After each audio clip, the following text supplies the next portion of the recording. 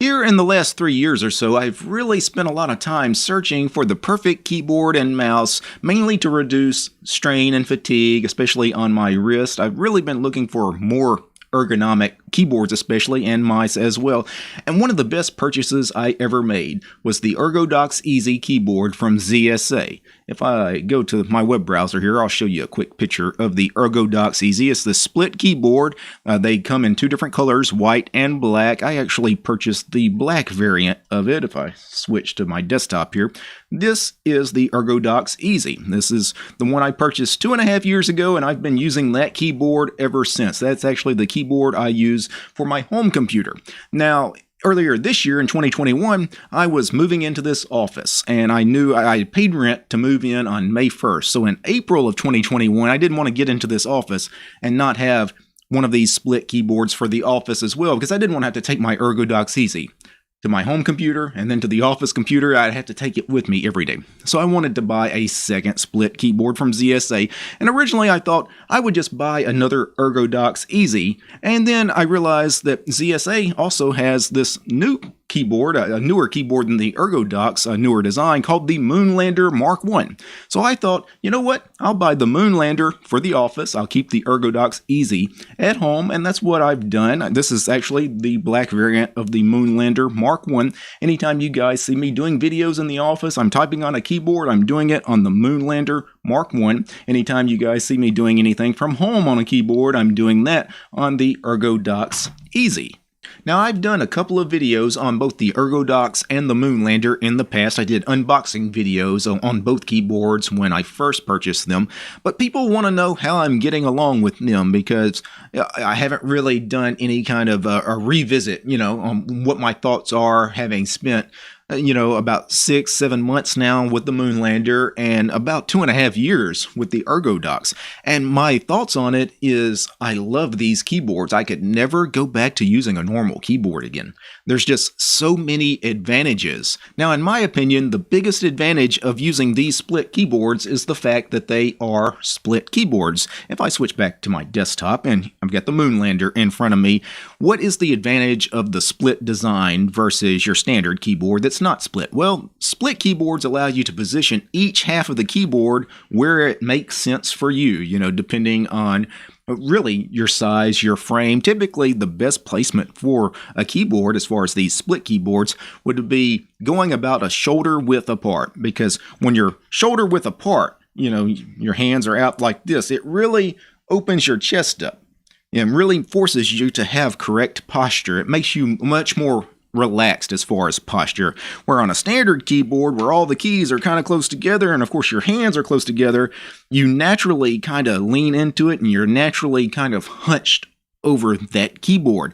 And for prolonged work at a keyboard, that is not a healthy posture. So by far the biggest advantage of these keyboards, and even if this was the only advantage of this keyboard, this would be the reason I purchased this keyboard, is because of the split design. Another really big advantage with these keyboards is the fact that they have a ortholinear design. Now, what is ortholinear? An ortholinear keyboard is a keyboard with an ortholinear or a straight layout, meaning all the keys line up exactly, vertically and horizontally. If I actually, let me pull up another keyboard from ZSA. ZSA makes a small little keyboard here called the Plank. I actually don't own the Plank. I would love to purchase one at some point. If I ever do, I will take a look at it on the channel, but you guys can see what ortholinear means. All the keys line up exactly vertically and exactly horizontally.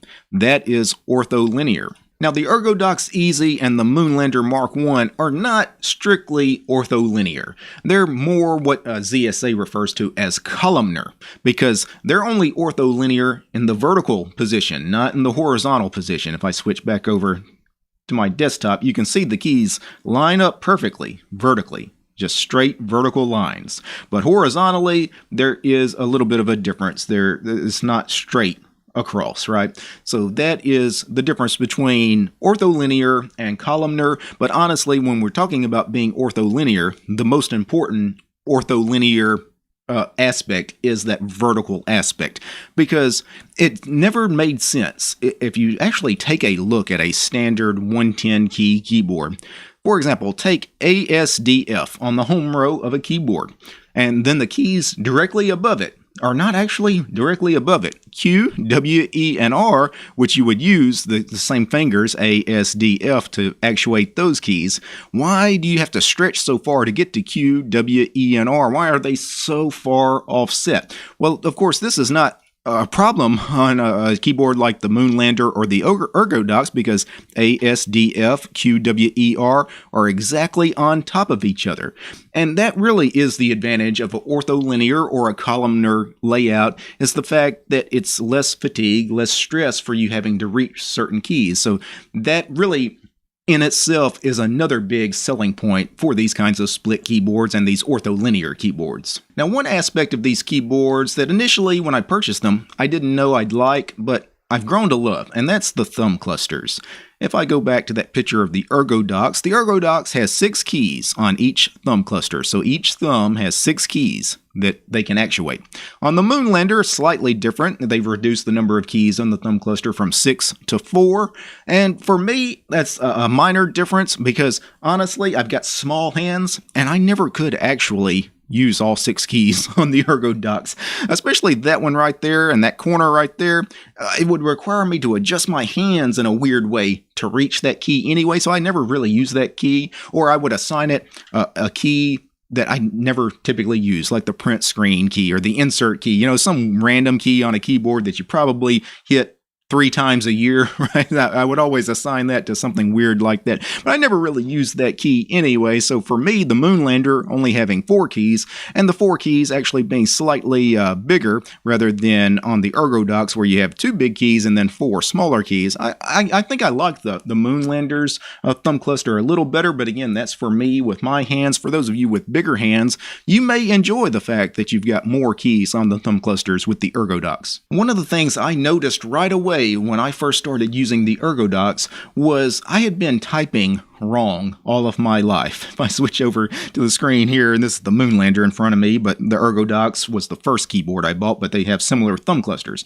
And, I'm sitting on the home row, and I've got thumbs that are in use that I can just hit keys with, right?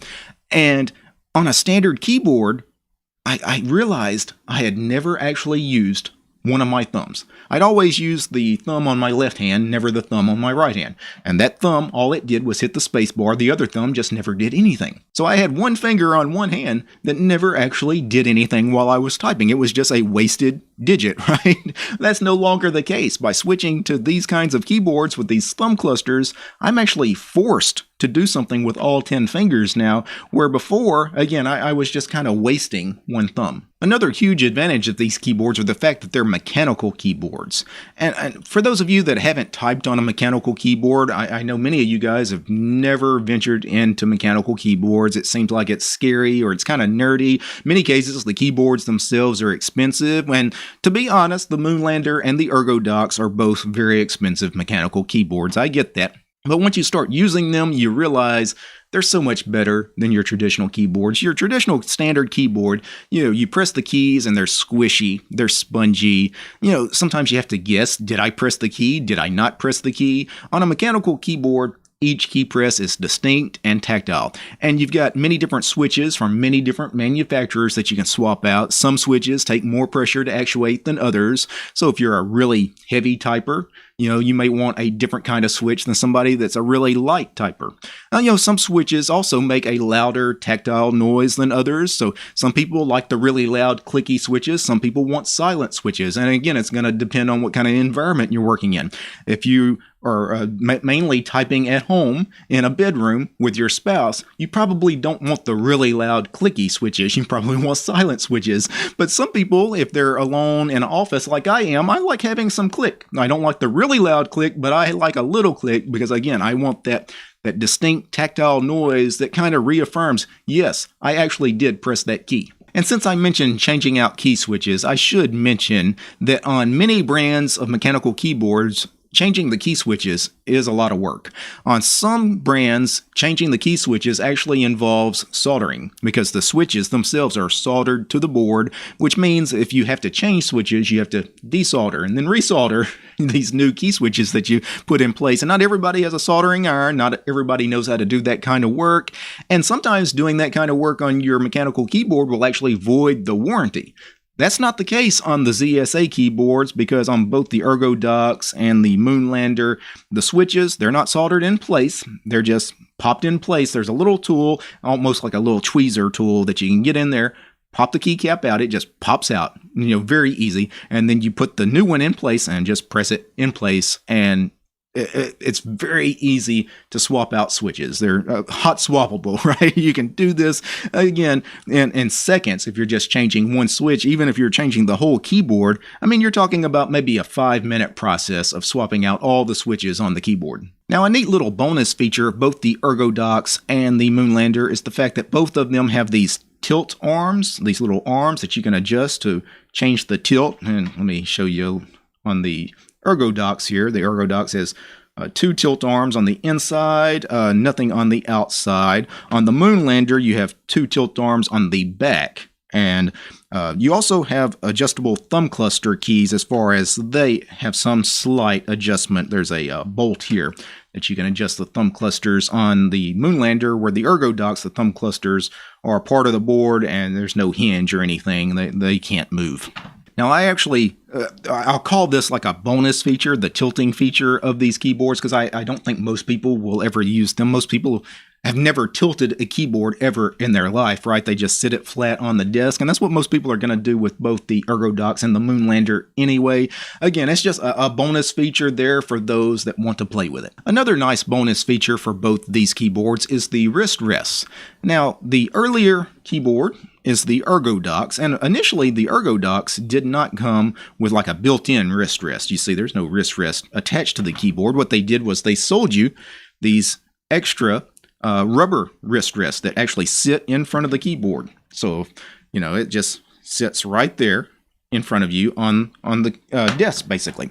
And these rubber wrist pads, they're heavy and they're actually really comfortable. I actually really like the rubber wrist rests on the ErgoDox. They're very comfortable. One downside, though, they attract a lot of dirt and a lot of crud. And they're kind of tough to clean because rubber just doesn't wipe up that fast and easy. Sometimes you have to scrub it, and sometimes you can actually discolor the rubber and you can nick the rubber and it cause abrasions in it. And one of the big advantages of the Moonlander was the Moonlander has these built-in wrist rests. If I show you my desk on the black one, you see it's just hinged, and it's just, you can fold it away if you don't want to use it, or fold it out if you want to use it, but it's smooth plastic. It's the same plastic or polymer that's part of the Moonlander chassis anyway, and because it's so smooth and because it's plastic and not rubber, I can just take a wet paper towel and just wipe that thing one time, and it's spotless. But also, because it's plastic and it's smooth, I never really noticed this, the wrist rests on the Moonlanders really attracting a lot of dirt and crud. The way those rubber pads on the ErgoDox, really, it's like a dirt magnet. Another cool bonus feature of both these keyboards is the LED lighting. You guys, I'm sure, have noticed the LED lighting on my Moonlander because it's plugged in. I'm currently using it. This is, again, the keyboard I typically use here at the office. I don't have the ErgoDox plugged in, but the ErgoDox has the exact same LED backlighting. A lot of cool features. I can change the backlighting. I can actually change the colors and the style, and if I want to, adjust, how it lights up and different things, I can do that as well. So a really cool little feature. Again, this is more, I would say, LED lighting. I know I'm going to stereotype people, but this is for the young gamer kind of crowd. I actually don't really care about the LED lighting. It's just a nice bonus feature for me, because oftentimes if I'm in a well-lit room like this office, if I have the overhead fluorescent lights in this office on, like if I'm not recording, I just have the standard lights on, it's really bright in this room, and honestly, I'm never going to notice LED lights going on my keyboard because it's so bright in the room. These aren't bright enough to actually, get me to notice them. But when I have the lights a little bit dimmer, a little bit lower, Like right now, I don't have any of the overhead fluorescence on. I just have a couple of studio lamps here spotlighting me to record. So really, the lighting in this room, you probably don't notice it on camera, but it's actually quite low right now. And because of the lower lighting, I can actually see the backlighting on these LED keyboards. And honestly, they are a nice little accent. Now, a really cool feature of these keyboards are the multiple layers that are available on the keyboard. If I switch back over, there's not a lot of keys on the Moonlander. Not a lot of keys on the ErgoDox either. If I show you, the ErgoDox here, where's the numpad, right? Where's the function keys? There's a lot of keys missing, where if I go to like a standard 110 keyboard here, you don't have any of this stuff that's at the top. You don't have all these function keys, F1 through 12. You don't have a lot of these extra keys as well. You don't have the numpad at all on either the Moonlander or the ErgoDox. Or do you? Yes, they are there. They're just on a different layer. What it is if, I've got 1 through 0, standard numbers on the Moonlander here, and the ErgoDox both work the same way. I have a key that if I hold it down, switches me to a second layer. And if I hold it down and hit 1, instead of 1 being the numeral, it will be F1. You see the blue LED light? That's letting me know I just switched from layer 0 to layer 1. So that's all that is doing. So if I hit that key and hold it down and hit 2 on the keyboard, I'm hitting F2 instead of just 2, the numeral. So basically think of that second layer as being a whole new keyboard. Everything that you see here is just alphanumeric, the keys themselves, and then if I hold that key, or on the other end, that key, that also switches me to that second layer. Now I have a whole new set of keys. I have those function keys. I also have a lot of the programmer-friendly symbols, such as your brackets, braces, the tilde, the grav, those kind of weird symbols. You don't use that often, but you need them occasionally, and you don't have keys for them, in that default layer. The other thing, that numpad, well, I just hold that, and then U, I, O, J, K, L, M, and then greater than, less than, these 9 keys here, that's actually my numpad when I'm in that second layer. If I release it, then they just become the letters themselves. By default, on both the Moonlander and the ErgoDox, you actually have 3 layers. And what's on the third layer? Well, if I hit that key, I'll be on the third layer. The third layer I actually don't use that often. It's got some keys to adjust the lighting and things for the LED lighting. It also has keys for, instead of using a mouse, I can use the keyboard to actually move the cursor on the screen. Essentially, if you didn't have a mouse plugged in, you could switch to this third layer on the Moonlander and the ErgoDox and use your keyboard as a mouse. Another really cool thing is that you have dual function keys on the Moonlander and the ErgoDox Easy. What is a dual function key? Well, let me go back to a standard keyboard. Let's talk about the control key, because the control key is, for me, one of the things that caused me the most pain as far as hand pain and wrist pain as using a keyboard, is because that's a long stretch for me. Again, I don't have very big hands, and I'm stretching all the time for this control key because I use programs that use the control key a lot. Emacs, I'm looking at you. Anyway, that is a big stretch for that pinky to get to that control key all the time. Well, in the ZSA keyboards, what the control key is actually the Z key. At least in my layout. So I don't have to stretch at all. All I do is hold the Z key, and if I hold it instead of just tap it, it becomes the control key. So if I just tap it, that's just typing Z on the keyboard. I actually just changed layouts on the screen because I'm in OBS. Z switches to a different layout. But if I actually held it, it becomes the control key. So if I hold Z and then press something else, that's the same as doing control and then plus that key. And again, for ergonomics, that is an absolute game changer, because now instead of my pinky having to stretch all the way over here to hit the control key, which I use all the time, again, in programs like Emacs, for example, now all I have to do is just stretch to the Z key, which is right under my fingers. I don't have to stretch at all. It's just right there. I just hold the Z key, it becomes the control key. And then on the other side of the keyboard, if I held the slash key, that's also my other control key. And that's the same on both the Moonlander and the ErgoDox. So my 2 control keys are right here, exactly where my pinky is. I don't have to now stretch on our standard keyboard to get to those way out there. Control key, and the same could be done for your Alt key, your Super key, any of those keys that sometimes require you to do a stretch. Another unique aspect of the Moonlander and the ErgoDox is they include some keys that are not available on a standard keyboard. So even though, it looks like they're missing a lot of keys, they actually have keys that you don't have on your standard 110 key keyboard. If I go back to this picture of the ErgoDox, you see in this inner column here, you have 3 keys.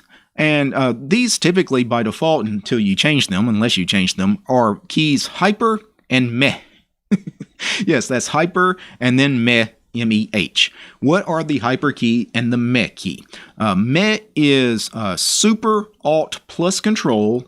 Hyper is super alt control shift.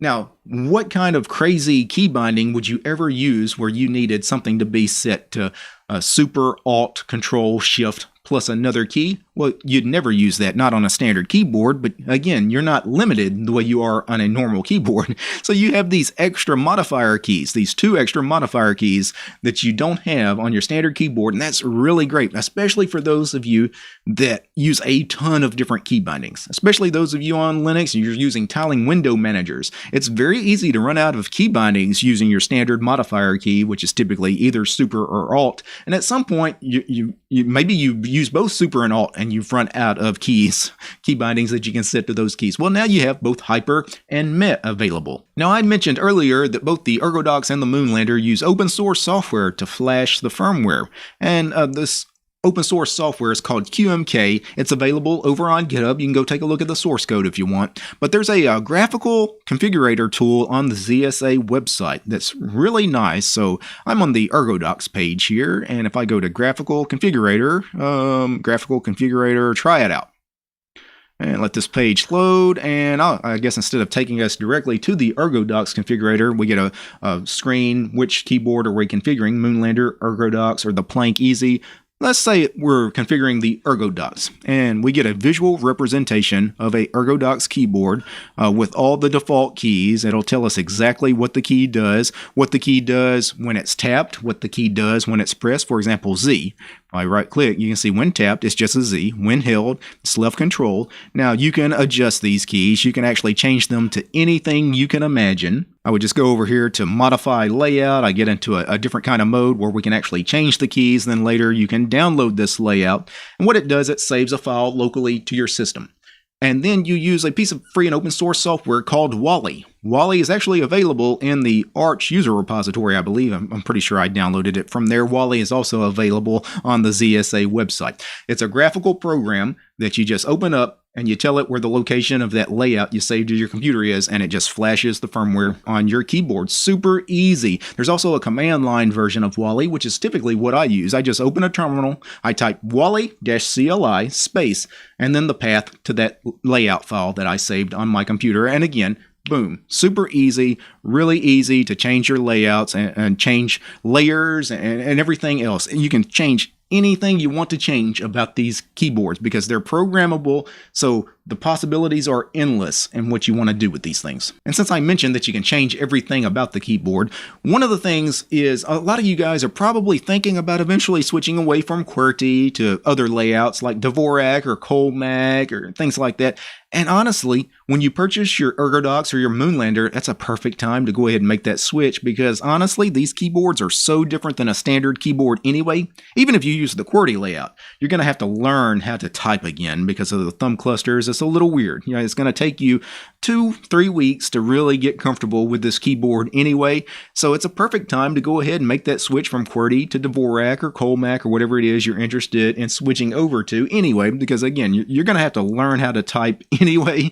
You might as well go ahead and flash the firmware to that Dvorak layout, and you can go ahead and pop the keycaps off and arrange them in the proper Dvorak configuration or Colemak configuration as well. Now, one of my favorite aspects of these keyboards is the fact that these are sustainable keyboards because, too many devices, including keyboards, are built to break. They're built basically to become obsolete in a year or two because this is good for the companies that make these keyboards. It's good for them that their devices break or become obsolete and then they get thrown away and then you, the customer, has to go back and buy the new version of that particular device from that company. It makes them more money. But that's not what ZSA is doing here because ZSA, they're building products to last. The ErgoDox and the Moonlander are really sturdy product. I mean, when you hold it in your hand, you know these things are built to last. Just handling them, you can tell they're well built, and the fact that the switches and the keycaps, they're all so easily swappable, it means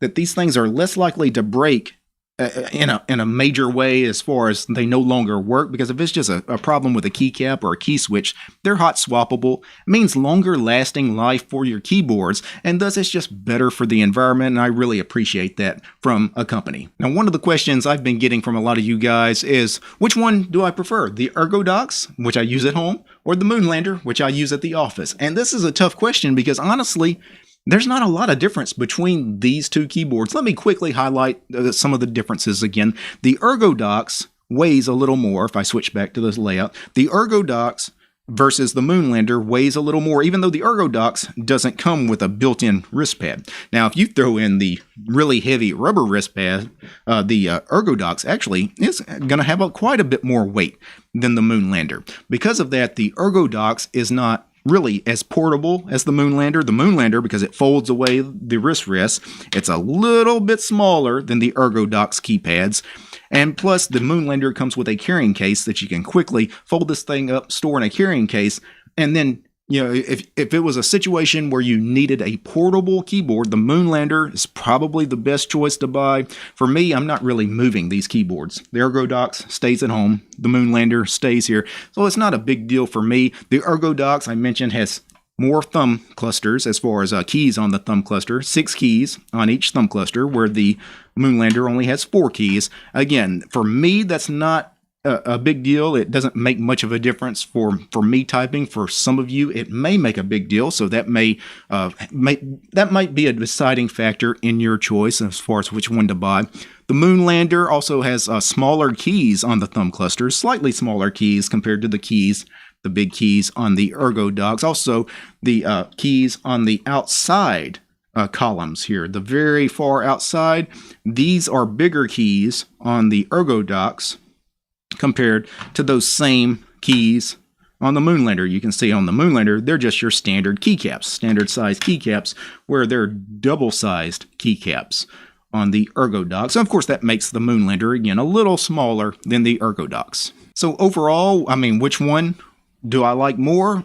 Honestly, I like both of them equally. Even though I just highlighted a bunch of differences, the differences really don't make a difference, because the main selling points for these keyboards, again, if I was talking about the big selling points, is the split key design, the ortholinear design, the thumb clusters, the fact that they're mechanical keyboards, and really both the ErgoDox and the Moonlander all have that, right? It's the minor differences are really just minor differences, and to be honest, I really don't care. You know, that one has 4 keys on the thumb cluster and one has 6. It really doesn't affect me either anyway. So I have no problems with the fact that I purchased a ErgoDox and a Moonlander. And I would be happy with either one. If I could only have one keyboard and you gave me either one of these keyboards, I would be absolutely thrilled. And again, I don't think I'll ever buy a standard keyboard again, because I could never be happy. I could never use such a limiting keyboard, having used the split key design of the ErgoDox and the Moonlander. And again, I've been using them now for a little over 2.5 years, so it's ingrained in my brain now, right? It's all muscle memory now, and using a standard 110 key keyboard, I can't do it. Now, if I had to come up with one negative for these keyboards, and this is really being nitpicky, but if there was one negative with both the ErgoDox and the Moonlander, is the fact that they are expensive. These are not cheap keyboards. You're going to spend about $350 to $400 US for these keyboards, and that's not cheap. These are not cheap devices, but in my opinion, you do get what you pay for. I can't recommend these keyboards highly enough. Now, before I go, I need to thank a few special people. I need to thank the producers of this episode. I'm talking about Gabe James Mitchell, Paul Scott West, Akami Allen, Chuck, Commander Angry, Dayokai, David Dillon, Gregory Heiko, Lee, Maxim, Michael, Mike, Nitrix, Alexander, Peace Arch Fedora, Polytech, Raver, Red Prophet, Steven, and Willie. These guys, they're my highest tiered patrons over on Patreon. They are the producers of this episode. I also want to thank each and every one of these ladies and gentlemen as well. I can't call out all their names because this list is incredibly long. It's an ever-growing list of names. These are all my supporters over on Patreon because I don't have any corporate sponsors. I'm just sponsored by you guys, the community. If you like my work and want to help support me, please subscribe to DistroTube over on Patreon. All right, guys. Peace. And yes, I love the Kensington trackball as well.